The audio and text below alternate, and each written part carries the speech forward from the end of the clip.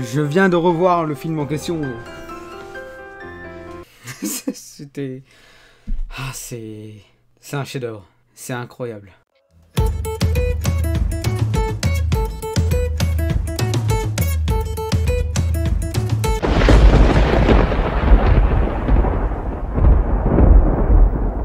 Hey, salut à tous chasseurs et bienvenue dans cette toute nouvelle vidéo, dans ce tout nouveau film mystère. Alors pour ceux qui ne connaissent pas les règles, j'ai 5 secondes pour vous expliquer. J'ai un film en tête et vous devez essayer de deviner avec les indices que je vais énoncer durant toute la vidéo. Voilà. Et bien évidemment, ne regardez pas sur internet, jouez le jeu. Alors, je vais pas vous mentir, le film d'aujourd'hui n'est pas difficile. Comme je vous l'ai dit, c'est un chef-d'œuvre, le film est plutôt connu, ça va aller. Donc écoutez, je crois qu'il est plus que temps de s'attaquer au 4e film mystère. Let's go, c'est parti. Alors, pour commencer, ce film est sorti en 1996. Mais il est sorti en 1988 au Japon.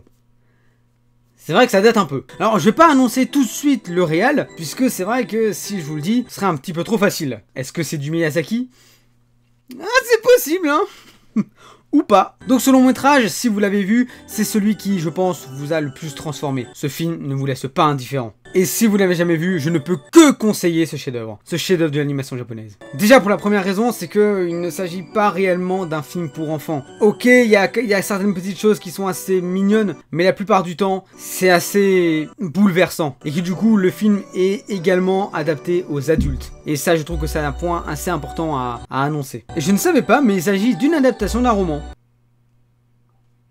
Voilà, ensuite les sujets annoncés dans le long métrage sont d'une sériosité un petit peu extrême. Mais justement, le film possède une sériosité et en même temps, tu sens que il veut pas être trop dans le noir, ils essayent quand même d'être un petit peu plus enthousiastes, même si tout n'est pas rose dans cette histoire, oh loin de là. Bon, faut savoir que ce film se passe durant un moment assez douloureux au Japon, lors des bombardements de Kobe. Là, j'avoue, c'est déjà un très bon indice. Mais je vais pas en dire davantage, puisque sinon ce serait beaucoup trop facile, et que du coup peut-être que vous avez déjà trouvé. Ah, on ne sait pas. Alors, bien qu'aujourd'hui il s'agit d'un chef-d'œuvre, avant, en 1988, ça ne l'était beaucoup moins. Au commencement, le film avait un rival de taille, mon voisin Totoro, qui était, on va pas se mentir, un peu plus enthousiaste que la noirceur absolue de ce film-là. Et sachez-le, pour des raisons de droit jamais obtenues, ce film sera le premier des studios Ghibli à ne jamais avoir été distribué par Disney, et sortira directement en DVD.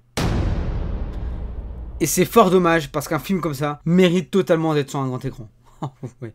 Ah, et en 2005, il y a eu un téléfilm en live action de ce long métrage. Bon, maintenant, pour tous les fans de la langue japonaise. Ou alors si vous avez appris le titre en japonais, c'est fort possible, du coup vous allez directement le trouver ici. Mais s'il vous plaît, si vous ne savez pas le titre du film, si vous savez pas ce que ça veut dire ou quoi, ne cherchez pas sur internet. Mais le titre du film en question est Hotaru no Ata.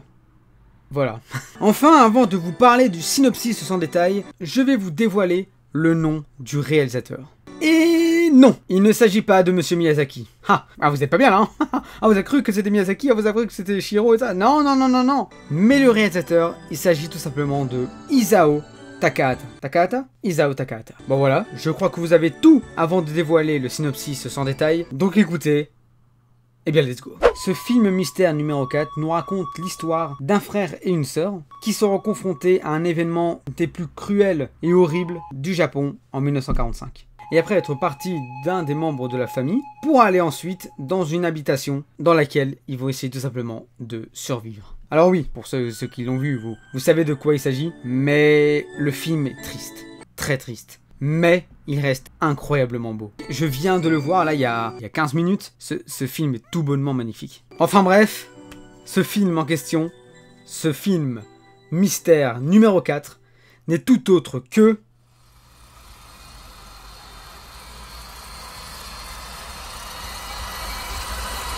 Le tombeau des Lucioles. Voilà, le tombeau des Lucioles, donc réalisé par Monsieur Isao Takahata. Et que dire de ce chef-d'œuvre de l'animation japonaise. Alors c'est vrai que je vais pas vous mentir, je ne l'avais jamais vu. Parce qu'on m'avait dit que le film était tellement triste et qu'à chaque fois j'avais pas le mood pour le voir ou quoi que ce soit. Et ici, justement, à l'occasion de ce 4e film mystère, je me suis dit, allez, faut quand même se lancer, je vais pas faire un film mystère sur un film que je ne connais pas. Et c'est un film que j'avais vraiment envie de découvrir. Du coup, je l'ai regardé et ça... quel plaisir. Enfin, quel plaisir, et en même temps, c'est tellement beau en fait. L'histoire est tellement belle, l'histoire est tellement...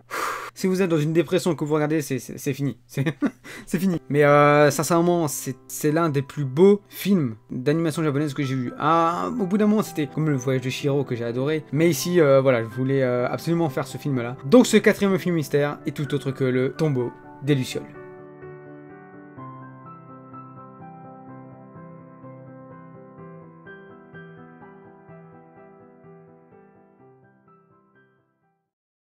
Si tu as trouvé, n'hésite surtout pas à me mettre dans les commentaires et me dire à partir de quel indice tu l'as trouvé. Je me ferai un énorme plaisir à dire tout ça et à voir qui est vraiment le big boss de film mystère. C'est incroyable. Voilà, bien écoutez, un énorme merci à tous d'avoir regardé cette vidéo, ça fait extrêmement plaisir. Si tu as aimé, n'hésite surtout pas à t'abonner, partager, liker. Dans tous les cas, moi je vous dis, à très vite les chasseurs pour une nouvelle chasse. Allez, salut à tous chasseurs. Wouah!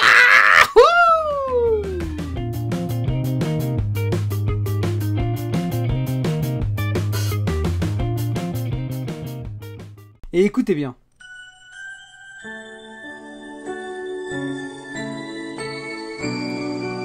Depuis le début de ce film mystère, il y avait cette musique-là en boucle. C'est la musique du thème principal du tombeau des Lucioles. Donc si vous avez bien eu l'oreille, vous aurez pu entendre dès le début qu'il s'agissait du tombeau des Lucioles. Allez, ciao!